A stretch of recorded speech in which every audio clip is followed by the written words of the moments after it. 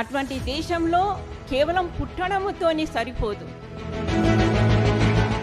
నా మూలాలు ఏంటివి, నా యొక్క పరంపర ఏంటిది, ఇవన్నీ తెలుసుకోవడం మనకు చాలా అవసరం.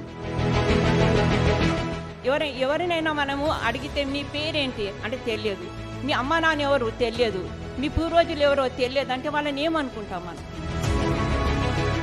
ఈ ప్రపంచంలో అన్నింటికన్నా ముఖ్యమైనటువంటిది ఏమిటి? ముఖ్యమైనది ఒక్కటే ఉంటుంది, అది జ్ఞానం ఉంటుంది. పశువులకు మానవులకు వ్యత్యాసం జరిగేది ఎక్కడైనా ఉంటే అది జ్ఞానంతో వ్యత్యాసం జరుగుతుంది.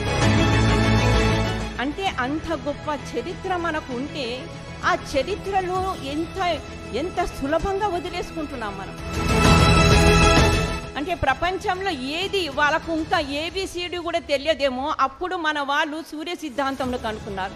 అంటే ఎంత గొప్ప దేశంలో మనం పుట్టామో దీంతో అర్థం చేసుకోవచ్చు.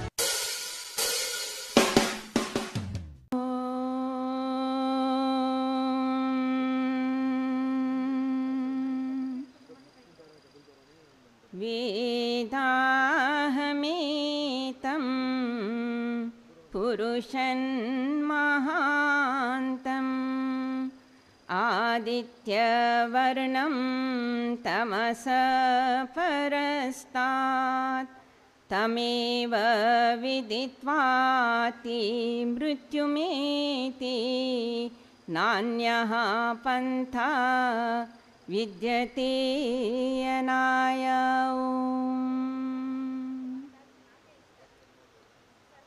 ప్రియ ఆత్మల్లారా, ఇంతవరకు మాతాజీ గారితోని ఎంతో ప్రేరణాత్మకమైన విషయాలు విన్నారు. ఇంతకు పూర్వము వక్తలతోని కూడా ఎన్నో విషయాలు విన్నారు. భారతదేశంలో జన్మించడమే ఒక పెద్ద అదృష్టం. ఈ దేశంకున్నంత చరిత్ర ప్రపంచంలో ఏ దేశంకు లేదు. ఎంత జ్ఞాన నదులు ఈ దేశంలో ప్రవహించాయో ఇతరత్ర మనకు ఆ విధంగా కనిపించదు. కాబట్టి ఎన్నో జన్మల పుణ్యం తర్వాతనే భారతదేశంలో పుట్టడానికి అవకాశం దొరుకుతుందని మన పూర్వజులు ఎందరో మహానుభావులు ఈ విధంగా ఈ తల్లిని కొనియాడినారు. అటువంటి దేశంలో మనం ఈరోజు జన్మ తీసుకున్నామంటే మనము నిజంగా ఎన్ని పుణ్యాలు చేసుకుంటే ఈరోజు ఈ దేశంలో జన్మ తీసుకోవడానికి అవకాశం దొరికింది మనకు. అటువంటి దేశంలో కేవలం పుట్టడంతోని సరిపోదు. నా దేశం ఏంటిది, నా సంస్కృతి ఏంటిది, నా మూలాలు ఏంటివి, నా యొక్క పరంపర ఏంటిది, ఇవన్నీ తెలుసుకోవడం మనకు చాలా అవసరం. ఎవరికి తన పరిచయం లేదు, తన తల్లిదండ్రుల పరిచయం లేదు, తన పూర్వజుల పరిచయం లేదు, వారిని ఏమని అంటాం మనం? ఎవరినైనా మనము అడిగితే మీ పేరేంటి అంటే తెలియదు, మీ అమ్మ నాన్న ఎవరు తెలియదు, మీ పూర్వజులు ఎవరో తెలియదు అంటే వాళ్ళని ఏమనుకుంటాం మనం? అంటే వాళ్ళకు ఏ మతి స్థిమితం లేదు అని అనుకుంటాం. కానీ ఈరోజు భారతీయులను ఏ స్థితికి తీసుకొచ్చారంటే మన పరిచయం నుంచి మనం దూరం అయ్యే విధంగా ఈ పరంపర, విద్యా పరంపర కావచ్చు, సంస్కృతి యొక్క పరంపరతోని కావచ్చు, మన నుండి మనం చాలా దూరం వెళ్ళిపోయాం. కాబట్టి పునః మనము మన దేశం యొక్క చరిత్రను నిలబెట్టేది, మన సంస్కృతిని నిలబెట్టే అవసరం చాలా ఉంది. ఈ ప్రపంచంలో అన్నింటికన్నా ముఖ్యమైనటువంటిది ఏమిటి? ముఖ్యమైనది ఒక్కటే ఉంటుంది, అది జ్ఞానం ఉంటుంది. జ్ఞానముతోనే మనిషి అనిపించుకుంటాడు. జ్ఞానముతోనే అన్ని ఉపలబ్ధిని పొందగలుగుతాడు. ఒక్క జ్ఞానమే లేకుంటే మానవునికి ఏ రూపం లేదు. పశువులకు మానవులకు వ్యత్యాసం జరిగేది ఎక్కడైనా ఉంటే అది జ్ఞానంతో వ్యత్యాసం జరుగుతుంది. కాబట్టి ఈ జ్ఞాన పరంపర ఏదైతే ఉందో అది చాలా గొప్ప జ్ఞాన పరంపర మన దేశంలో ఉంది. గురువు శిష్యుల యొక్క పరంపరతోని ఈ జ్ఞాన నది సృష్టి ఆది నుండి నిరంతరం ప్రవహిస్తుంది. మనకందరికీ మన పరిచయము ఎంతవరకు ఇస్తారంటే 10,000 సంవత్సరాల వరకే. కానీ మీకు ప్రతిరోజు మన మందిరాలలో, గుడిలలో ఏదైతే సంకల్పం చేస్తామో అక్కడ ఒక సత్యం చెప్పబడుతుంది. అదేమని చెప్పబడుతుందంటే మన సృష్టి కాలం ఎన్ని సంవత్సరాల నుంచి ఈ సృష్టి కాలం నడుస్తుందంటే ఇది 28వ చతుర్యుగంలో ఉన్నాం మనం. అంటే ఇంత పూర్వం 27 చతుర్యుగాలు అయిపోయాయి. అంటే 200 కోట్ల సంవత్సరాలు జరిగిపోయినాయి ఇంతకు పూర్వమే. అంటే అంత గొప్ప చరిత్ర మనకు ఉంటే ఆ చరిత్రలో ఎంత సులభంగా వదిలేసుకుంటున్నాం మనం. ఒక్క సామాన్యమైన చరిత్ర కాదు మనది. ఈ చరిత్ర లోపట అద్భుతమైనటువంటి ఆవిష్కారాలు జరిగినాయి. ఎంతవరకు ఆవిష్కారం జరిగిందంటే ప్రపంచము కన్ను తెరవక ముందే భారతీయులు ఆకాశానికి నిచ్చెన వేసుకున్నారు. ఆకాశానికి ఏ విధంగా నిచ్చెన వేసుకోగలుగుతారు? మీకు అందరికీ తెలుసు, భారతదేశం యొక్క ప్రాధాన్యత ఏదైతే ఉందో సూర్య సిద్ధాంతము. అది సూర్య సిద్ధాంతము, సూర్యుడు నక్షత్రాదుల యొక్క విషయమైతే సూర్య సిద్ధాంతం అంటాం. అంటే ప్రపంచంలో ఏది వాళ్ళకు ఇంకా ఏబిసిడి కూడా తెలియదేమో అప్పుడు మన వాళ్ళు సూర్య సిద్ధాంతంలో కనుక్కున్నారు. అంటే ఎంత గొప్ప దేశంలో మనం పుట్టామో దీంతో అర్థం చేసుకోవచ్చు. ఈరోజు కూడా మనము సూర్య సిద్ధాంతంకు అనుసారంగానే మనం ఏ తిథిలో పుట్టాము, ఏ నక్షత్రంలో పుట్టాము, ఆ నక్షత్రం యొక్క లక్షణాలు ఏంటి, ఇవన్నీ తెలుసుకుంటాం. అంటే ఆ యొక్క పరంపరను ఇప్పటి వరకు కూడా వదులుకోలేదు మనం. కానీ ప్రపంచంలో ఎవరి దగ్గర ఈ యొక్క సంప్రదాయం లేదు, ఈ యొక్క జాతి యొక్క పరంపర లేదు. అందుకే శాస్త్రం లోపట భారతదేశం యొక్క విద్యా విధానం ఏదైతుందో పాశ్చాత్యులు ఎవరు వచ్చినా ఈ దేశానికి వాళ్ళు ముందు తెలుసుకునేది ఏంటిదంటే ఈ దేశము చాలా విచిత్రమైన దేశం ఉంది, ఎక్కడ చూసినా జ్ఞానమే కనిపిస్తుంది ఈ దేశంలో. కాబట్టి ఈ దేశం యొక్క విద్యా పరంపర ఏదైతే ఉన్నదో దానిని చాలా గమనించారు వాళ్ళు. ఆ గమనించిన తర్వాత దీనిని ఏ విధంగా పాడు చేయాలో దానికి ప్లాన్ కూడా చేసుకున్నారు వాళ్ళు.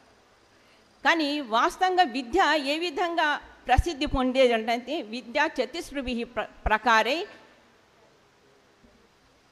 విద్యోపయుక్త భవతి. 4 విధాలుగా విద్య ఉపయుక్తమవుతుంది.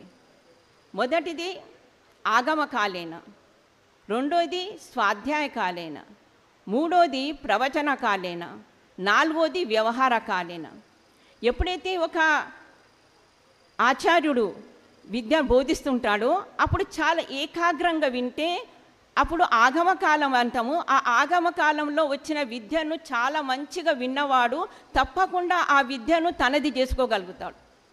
ఆ విద్యను తను ఏదైతే వింటాడో మళ్ళీ దాని స్వాధ్యాయం ఏకాంతంలో చేస్తే అది 2 విధాలుగా గట్టిగా కాగలుగుతుంది.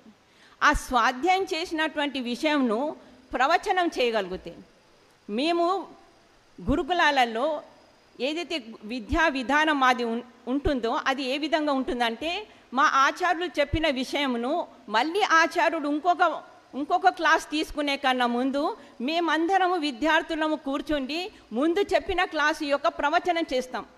అంటే ప్రతి ఒక్కరూ ఆ విషయాలన్నింటినీ మళ్ళీ చెప్పుకుంటాం. ఒక్కొక్కరు ఒక లెక్చరర్ విధంగానే ఒక ఆచార్యుని విధంగానే చెప్తారు. అంటే అంత గట్టిగా తయారు చేసుకుంటారు ముందు చెప్పిన విద్యను.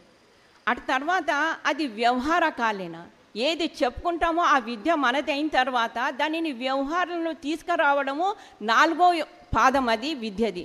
4 విధాలుగా ఎప్పుడైతే విద్య మనము గట్టిగా నేర్చుకోగలుగుతామో ఆ విద్య ఇంత దృఢంగా కాగలుగుతుందంటే ఒక్కసారి విద్యార్థి విద్యను నేర్చుకున్న తర్వాత అతడు మళ్ళీ జీవితంలో తప్పు చేస్తాడు అనే దానికి అవకాశం ఉండదు.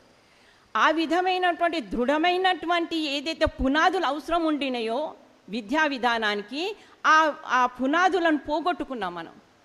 ఈరోజు ఎవరైనా విద్యార్థి అడ్మిషన్ తీసుకొని వస్తే ఆ స్కూల్ కావచ్చు, ఆ కాలేజ్ కావచ్చు, ఏమని చెప్తారంటే ఫీజు ఏంటిది, డ్రెస్ ఏంటిది, ఇవన్నీ చెప్తారు.